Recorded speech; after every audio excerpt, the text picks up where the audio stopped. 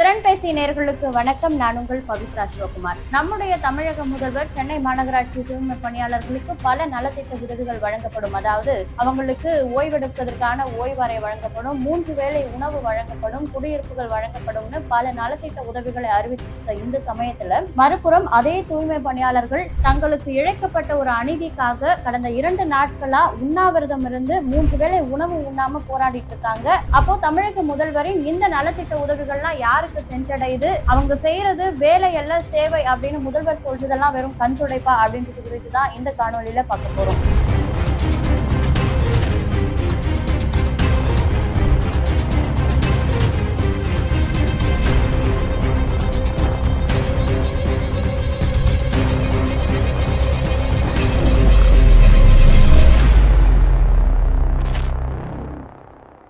திமுக ஆட்சி பொறுப்பேற்பதற்கு முன்னாடி 2021 தேர்தலுக்கான வாக்குறுதி எண் 285. இந்த வாக்குறுதியில என்ன சொல்லியிருந்தாங்கன்னா, தூய்மை பணியாளர்கள் மற்றும் அரசு பள்ளி கல்லூரிகள்ல வேலை செய்யக்கூடிய தூய்மை பணியாளர்கள், சத்துணவு ஊழியர்களுடைய ஊதிய கோரிக்கைகள்லாம் நிறைவேற்றப்படும், அவங்களுடைய ஒப்பந்த அடிப்படையிலான பணி நிரந்தர பணியா மாற்றப்படும் அப்படின்ற ஒரு வாக்குறுதியா கொடுத்திருந்தாங்க.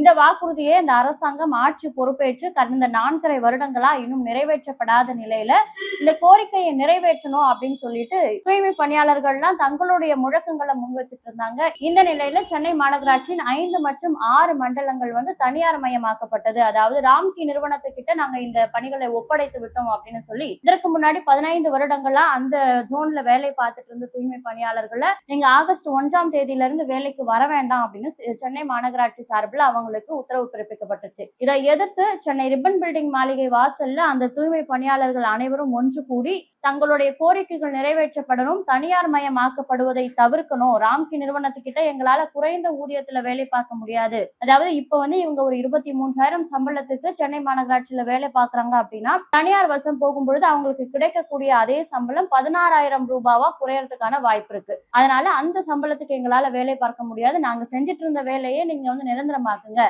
நிரந்தரமாக்கலனா கூட பரவாயில்ல, நாங்க செஞ்சுட்டு இருந்த அதே சம்பளத்தையாவது நீங்க கொடுங்க அப்படின்னு பல கோரிக்கைகளை முன் வச்சு ரிப்பன் பில்டிங் மாளிகை வாசல்ல அவங்க போராடிட்டு இருந்தாங்க. அப்போ பல பேர் அந்த இடத்துல போராடிட்டு இருந்தாங்க. ஒரு நாள்ல இந்த போராட்டம் கலைஞ்சிரும், 2 நாள்ல கலைஞ்சிரும் அப்படின்னு பார்க்கும் பொழுது 13 நாட்களா அந்த போராட்டம் கைவிடாம அவங்களோட உறுதித்தன்மையோட அமைதியான அறவழியில தான் நடந்துட்டு இருந்தது. ஆனா அந்த பாதையில போராடுறது, அதாவது ஒரு அரசு மாளிகை முன்பு போராடுவது பொதுமக்களுக்கு இடையூறு ஏற்படுத்துற விதத்துல இருக்கு அப்படின்னு சொல்லிட்டு ஒரு பொதுநல ஆலோசகர் போட்ட வழக்கின் அடிப்படையில, அவங்க பொதுநல ஆலோசகர்னு சொல்லப்படுற திமுகவை சார்ந்த ஒருத்தவங்க அப்படின்னு சொல்லப்படுது, அவங்க உயர்நீதிமன்றத்துல போட்ட அந்த வழக்கின் அடிப்படையில அந்த இடத்துல போராடிய தூய்மை பணியாளர்களை அப்புறப்படுத்த வேண்டும் என்று உயர்நீதிமன்றம் போட்ட உத்தரவின் அடிப்படையில அங்க போராடிய மக்கள் ரொம்ப குண்டுக்கட்டாக தூக்கி ரொம்ப கொடூரமான முறையில அங்கிருந்து அப்புறப்படுத்தப்பட்டாங்க. வெறும் அப்புறப்படுத்தப்பட்டாங்களான்னு கேட்டா நிச்சயமா கிடையாது. நடுராத்திரில அவங்கள அடிச்சு தடியடி நடத்தி அங்கிருந்து கலைச்சு வண்டியில ஏத்திட்டு போய் வேளச்சேரியில ஒரு பகுதியில இறக்கி விட்டுருக்காங்க. அங்க இருந்து கூட்டிட்டு போய் ஒரு மண்டபத்துல அடைச்சு வச்சிருக்காங்க.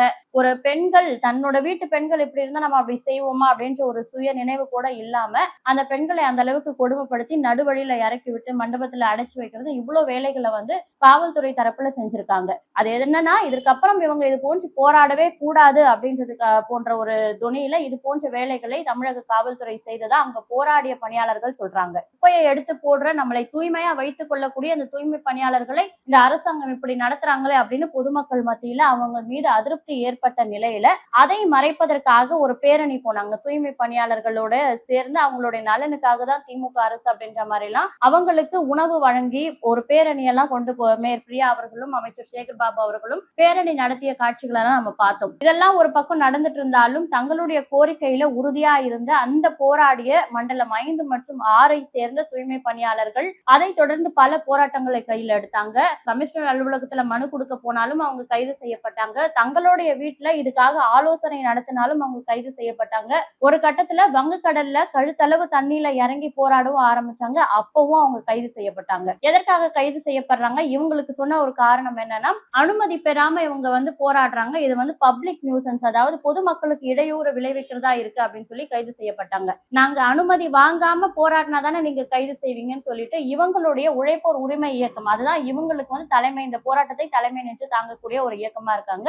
அந்த இயக்கத்தின் சார்பில் சென்னை உயர்நீதி உயர்நீதிமன்றத்துல மனு போட்டு இந்த போராட்டத்திற்கான அனுமதிகளை பெற்று, அதுவும் எங்க அனுமதி கொடுக்குறாங்க அப்படின்னு பாத்தீங்கன்னா, உழைப்போர் உரிமை இயக்கத்தின் அந்த அலுவலகம் அம்பத்தூர்ல இருக்கக்கூடிய அலுவலகத்திலே நீங்க போராடிக்கோங்க அப்படின்னு சொல்லிட்டு அந்த போராட்டத்திற்கும் பல நிபந்தனைகளை விதிக்கிறாங்க. அது என்னன்னா, இத்தனை ஒரு குறிப்பிட்ட நபர்கள் தான் அந்த இடத்துல கூடின ஒரு போராட்டம் பொழுது தன்னெழுச்சியா பல மக்கள் திரண்டு வந்து போராடுறதா போராட்டம். ஆனா அந்த போராட்டத்துக்கும் இத்தனை குறிப்பிட்ட மக்கள் மட்டும்தான் அந்த இடத்துல போராடணும், இவங்க வரக்கூடாது அவங்க வரக்கூடாது, மீடியா நிறைய இருக்கக்கூடாது, போலீஸ் பாதுகாப்பு இவ்வளவு இருக்கும்னு சொல்லிட்டு உயர்நீதிமன்றமே பல கண்டிஷன்ஸ் எல்லாம் அவங்களுக்கு கொடுத்து போராட்டத்திற்கு அனுமதி கொடுக்குறாங்க. நீங்க எத்தனை கண்டிஷன் போட்டாலும் எங்களுடைய கோரிக்கை நிறைவேறுவதற்காக எங்களுக்கு அனுமதி கிடைச்சா மட்டும் போதும் சொல்லிட்டு அந்த அனுமதியை பெற்றுக்கொண்ட உழைப்போர் உரிமை இயக்கத்தினர் இந்த மக்களுக்காக போராட ஆரம்பிக்கிறாங்க. தங்களுடைய அலுவலகத்திலேயே அந்த தூய்மை பணியாளர்களை கூப்பிட்டு அவங்களுக்கு போராடுறதுக்கு அந்த இடத்துல அனுமதி கொடுக்குறாங்க. ஆனாலும் உயர்நீதிமன்றத்தோட கட்டுப்பாட்டின் காரணமா வந்து 4 பெண்கள் மட்டும்தான், அதாவது பாரதி, ஜெனோவா, கீதா, வசந்தி அப்படின்னு சொல்லப்படுற 4 பெண்கள் மட்டும்தான் அந்த இடத்துல போராடுறாங்க. அதுவும் சாதாரண போராட்டம் கிடையாது, சாகும் வரைக்கும் உண்ணாவிரத போராட்டம் இருக்க போறோம், கால வரையற்ற உண்ணாவிரத போராட்டம் இருக்க போறோம், இந்த கோரிக்கைகளை எங்களை முதல்வர் வந்து சந்திக்கும் வரை நாங்க உண்ணாவிரத போராட்டம் இருப்போம் அப்படின்னு அவங்க அறிவிக்கிறாங்க. ரிப்பன் பில்டிங் மாளிகை வாசல்ல போராடும் பொழுது பல நூறு பெண்கள் அந்த இடத்துல போராடினீங்களே, இப்போ வந்து நீங்க 4 பேர் மட்டும் தான் இங்க இருக்கிறீங்களே அப்படின்னு சொல்லிட்டு அவங்க கிட்ட கேள்வி எழுப்பும் போது அதற்கு அவங்க சொல்லக்கூடிய பதில் என்னன்னா, நீதிமன்ற கட்டுப்பாட்டின் அடிப்படையில நாங்க 4 பேர் தேர்வு செய்யப்பட்டு இந்த இடத்துல போராடுறோம், ஆனா எங்களோட பணியாற்றிய பெண் பணியாளர்கள் யாருமே அவங்க வீட்டுல இப்பவும் சாப்பிட்டிருக்க மாட்டாங்க, நாங்க இங்க என்ன நிலைமையில இருக்கோமோ அதே நிலைமையில தான் அவங்களும் அங்க இருப்பாங்க, எங்களுக்காக அவங்களும் சாப்பிடாம இருப்பாங்க, எங்களுக்காக அப்படின்னு சொல்றதை தாண்டி வறுமையின் காரணமாவே அவங்க சாப்பிடாம இருப்பாங்க, ஏன்னா கடந்த 4 மாசமா எங்களுக்கு வேலை இல்லாம வீட்டு வாடகை கொடுக்காம நாங்க ரேஷன் அரிசி கஞ்சியை குடிச்சு எங்களுடைய வயிற்றை நிரப்பிட்டு இருக்கோம், அந்த மாதிரி சூழல்ல நாங்க இங்க இருக்கிறது மட்டும்தான் தெரியுது, பல பேர் அவங்க வீடுகள்ல இதே நிலைமையில தான் இருக்காங்க அப்படின்ட்டு அவங்க அந்த விஷயங்களை அவங்கள பத்தி எல்லாம் சொல்லும் பொழுது நம்மளுக்கே அது வந்து மனசை வருடக்கூடிய ஒரு விஷயமா இருக்கு. அதையும் தாண்டி இந்த 4 பெண்கள் அங்க உண்ணாவிரத போராட்டம் இருக்காங்கல்ல, இவங்களுடைய பின்னணி கதைகள் எல்லாம் கேட்கும் பொழுது அது இன்னும் ரொம்ப மோசமா இருக்கு. என்ன அப்படின்னு பாத்தீங்கன்னா, முதல்ல இந்த கீதா அவங்களுடைய கதை என்னன்னா, இவருடைய கணவருக்கு மூளையில கேன்சர் கட்டி, அவருடைய வைத்திய செலவுகளை எல்லாத்தையுமே இவங்க தான் பார்த்திருக்காங்க. இந்த நிலையில கடந்த 7 வருஷத்துக்கு முன்னாடி அந்த கீதா அவங்களுடைய கணவர் உயிரிழந்திருக்காரு. அவங்களுக்கு 2மே பெண் பிள்ளைகள். அதுல ஒரு குழந்தை வந்து 9வது படிக்கும் பொழுதே படிக்கிறதுக்கு மேற்கொண்டு படிப்பதற்கான வசதி இல்லாத காரணத்தால பாதியிலேயே படிப்பை நிறுத்தியிருக்காங்க. இன்னொரு பொண்ணை இப்போ கஷ்டப்பட்டு கல்லூரி படிப்புல சேர்த்து விட்டுருக்காங்க.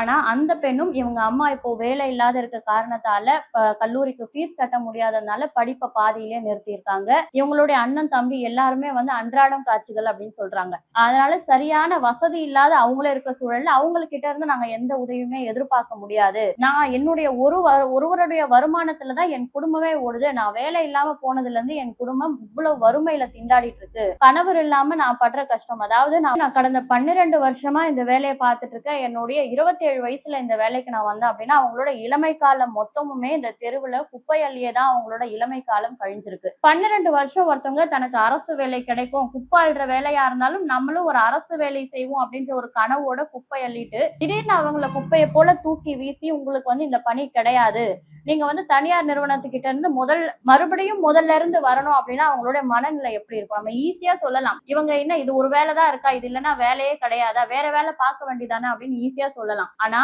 அவங்களுக்கு அந்த அரசு வேலை என்பது எவ்வளவு கனவு, அதற்காக அவங்க வந்து எவ்வளவு பிரச்சனைகளை சகிச்சுக்கிட்டு இந்த சமூகம் அவங்க குப்பாடுறாங்க அப்படின்னும் பொழுது அவங்களை எப்படி பார்த்திருக்கும், அந்த பார்வைகள் எல்லாம் கடந்து அவங்க ஒரு அரசு பணிக்காக பொறுமையா இருந்து திடீர்னு அது இல்ல அப்படின்னும் பொழுது அவங்களுடைய மன குமுறலோட வெளிப்பாடு தான் இந்த போராட்டத்துல இறங்கி அவங்க போராடுறது. அதை பார்த்து இவங்களுக்கு வர வேலையே கிடைக்காதா அப்படின்னு கேட்கிறவங்களுக்கு அவங்களுடைய மனக்குமுறல்கள் நிச்சயமா புரியறதுக்கான வாய்ப்பே கிடையாது. அதற்கப்புறமா போராடக்கூடிய இன்னொரு பெண்மணி யாருன்னு பாத்தீங்கன்னா திருமதி ஜெனோவா. இவங்களுடைய குடும்ப பின்னணி என்னன்னு பாத்தீங்கன்னா, இவங்களுடைய கணவர் வந்து ஒரு பெயிண்டரா இருக்காரு. அந்த மாதிரி ஒரு நாள் பெயிண்ட் அடிச்சுட்டு இருக்கும்பொழுது ஒரு உயரமான கட்டடத்துல இருந்து அந்த வேலை பார்க்கும் பொழுது அவர் கீழே விழுந்ததுல அவருடைய கை கால்கள் முறிந்து படுத்த படுக்கையா அவர் இருக்காரு. அவருடைய மருத்துவ செலவுகள் எல்லாத்தையுமே இந்த ஜெனோவா அவங்களுடைய இந்த தூய்மை பணி செய்யறதன் மூலமா வரக்கூடிய வருமானத்துலதான் பாத்துக்கிட்டு இருக்காங்க.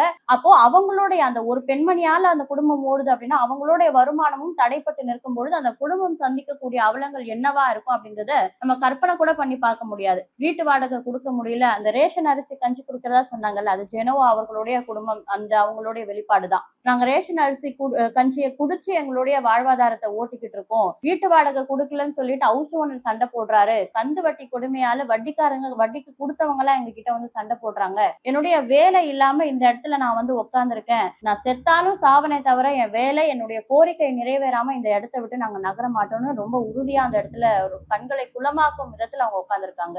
அடுத்ததா முதல்வர் ஸ்டாலின் அவர்களுடைய தொகுதியிலேயே, அதாவது கொளத்தூர் தொகுதியில 64வது வார்டுல தூய்மை பணி செய்யக்கூடியவங்க தான் வசந்தி. 39 வயதான இந்த வசந்தி, அவங்களுடைய வீட்டுக்கார ஒரு குடிகாரர். அவர் வந்து எந்த வேலைக்குமே போக மாட்டாரு. அவருக்கா தோணுச்சுன்னா போவாரு, இல்லைன்னா படுத்து குடிச்சிட்டு படுத்துட்டே தான் இருப்பாரு. இதுதான் அவருடைய நிலை. அதை தொடர்ந்து எனக்கு 2 பொம்பளை பசங்க, அதுல ஒரு பெண் பிள்ளை பாத்தீங்கன்னா ஒரு பையனை லவ் பண்ணி கல்யாணம் பண்ணிக்கிட்டு போயிட்டா. அந்த பையனும் வந்து ஒரு சரியான குடிகாரன். அவனும் என் பொண்ணை நல்லா வச்சு பாத்துக்காததுனால 2 குழந்தைகளோட அந்த பெண் வாழாவட்டியா வந்து நின்னா. அந்த பெண்ணையும் என்னுடைய பேர பிள்ளைங்களையும் நான் தான் பாத்துக்கிறேன். என்னுடைய இளைய மகளை காலேஜ் படிக்க வைக்கிறேன். என்ன இளைய மகளாவது நல்லா இருக்கணும், அவளும் என்ன போல ஆயிடக்கூடாது, என் மூத்த பொண்ணை போல ஆயிடக்கூடாதுன்னு அவளை காலேஜ் படிக்க வைக்கிறேன். ஆனா அந்த காலேஜுக்கும் என்னால இப்ப ஃபீஸ் கட்ட முடியாததுனால அவ தடைப்பட்டு காலேஜ் போக முடியாம தடைப்பட்டு தினம் தானே அழுவுறா. என்னால படிக்க முடியாம போயிருச்சுன்னு சொல்லிட்டு தினம் தானே அந்த பொண்ணு அழுதுகிட்டே இருக்கா அப்படின்னு பல விஷயங்களை சொல்றாங்க. அதுக்கப்புறமா திருவிக்கா நகர் தொகுதியை சேர்ந்தவர்கள் தான் இந்த தூய்மை பணியாளர் பாரதி. இவங்க கடந்த 15 ஆண்டுகளா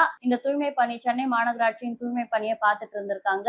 இவங்களுக்கும் 2 பெண் பிள்ளைகள். அந்த பெண் பிள்ளைகளை காலேஜ் படிக்க வச்சிருக்காங்க. ஆனா இவங்களும் தனக்கு வருமானம் இல்லாத காரணத்தால பிள்ளைகளோட படிப்பை பாதியிலே நிறுத்தியிருக்காங்க. அது மட்டும் இல்லாம இந்த உண்ணாவிரத போராட்டத்திற்கு வர்றதுக்கு முன்னாடி தன்னோட பிள்ளைகள் கிட்ட, அம்மா உயிரோட வந்தனா இதுக்கப்புறம் நீங்க அம்மாவை பார்க்கலாம், ஆனா அம்மா உயிரோட வரணும் இல்லையோ வேலை இல்லாம வரமாட்டேன் அப்படின்னு கண்ணீர் மல்க சொல்லிட்டு வந்ததாகவும், அவங்க பிள்ளைகள் கதறி அழுததாகவும் நம்ம கிட்ட ரொம்ப கண்ணீர் மல்க சில விஷயங்களை தெரிவிக்கிறாங்க. அது மட்டும் இல்லாம என்னுடைய பிள்ளைகளுக்கு, அதாவது பெண் பிள்ளைகளுக்கு தேவைப்படக்கூடிய தனிப்பட்ட விஷயங்களை கூட என்னால வாங்கி கொடுக்க முடியல, இதெல்லாம் நீங்க சொன்னா நம்புவீங்களான்னு தெரியல அப்படின்னு சொல்லக்கூடிய சில சூழல்கள் எல்லாம் நம்மளால கற்பனை பண்ணி கூட பார்க்க முடியல. இதையெல்லாம் விட ஒரு பெரிய கொடுமை என்ன அப்படின்னு பாத்தீங்கன்னா, பல வாக்குறுதிகள், அதாவது திமுக அரசு ஆட்சி பொறுப்பேற்பதற்கு முன்னாடி கொடுத்த அந்த வாக்குறுதிகள் பல இருந்தது.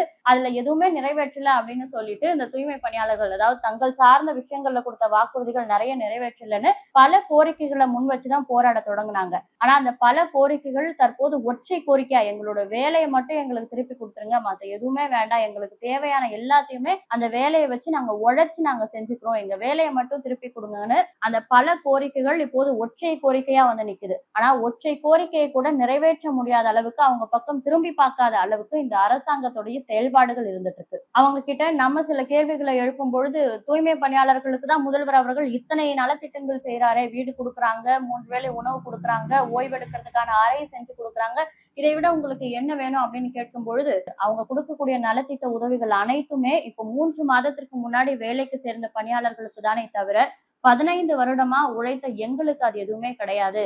நாங்கெல்லாம் கொரோனா காலத்துல கூட பஸ் வசதி கூட இருக்காது. அப்ப கூட எப்படி எப்படியோ அந்த வேலைக்கு போய் அந்த குப்பைகள் எல்லாம் கையால எடுத்திருக்கோம். அந்த நோயாளிகள் பயன்படுத்திய பொருட்களை எல்லாம் கையால எடுத்திருக்கோம். நோய் தொற்று ஏற்படும் என்ற பயம் எங்களுக்கு இருந்தும் கூட மக்களுக்காக இந்த சேவையை நாங்க செஞ்சிருக்கோம். அது மட்டும் இல்லாம புயல் வெள்ள காலங்கள்ல எங்களுக்கு ஏற்பட்ட இடர்கள் எவ்வளவோ இருக்கு, அதையெல்லாம் மக்களுக்காக நாங்க பொறுத்திருந்து மக்கள் சேவையை செஞ்சிருக்கோம். ஆனா இதற்கான அங்கீகாரமா எங்களுக்கு அந்த நலத்திட்டங்கள் எல்லாம் கொடுக்காம 3 மாதத்திற்கு முன்னாடி, அதாவது ராம்கி நிறுவனத்திற்கு ஒரு அரசாங்கம் தூய்மை பணியாளர்களுக்கு சில நலத்திட்ட உதவிகளை வழங்குறாங்க அப்படின்னா, அது அவங்க கீழ், அதாவது அரசாங்கத்தின் கீழ் பணிபுரியக்கூடிய ஊழியர்களுக்கு வழங்கி இருந்தா பரவாயில்ல. ஆனா தங்களுடைய நிறுவனத்தை தனியாருக்கு தாரை வார்த்துட்டு, குறிப்பா ராம்கி நிறுவனத்துக்கு இவங்க தாரை வார்த்துட்டு அந்த நிறுவனத்தின் கீழ் பணிபுரியக்கூடிய ஊழியர்களுக்கு நலத்திட்ட உதவிகளை வழங்குறது எப்படி அது சாத்தியமாகும்? அதுவும் மக்களோட பணத்துல இருந்து ஒரு தனியார் நிறுவன ஊழியர்களுக்கு நீங்கள் எதற்காக இதெல்லாம் செய்யணும்? ஏன்னா அவங்களை எதிர்த்து, அந்த தனியார் நிறுவனத்தை எதிர்த்து பணிபுரியக்கூடிய ஊழியர்கள் எல்லாரும் போர்க்கொடி தூக்குறாங்க. அந்த நிறுவனத்தின் கீழ் நாங்க வேலைக்கு போக மாட்டோம், எங்களை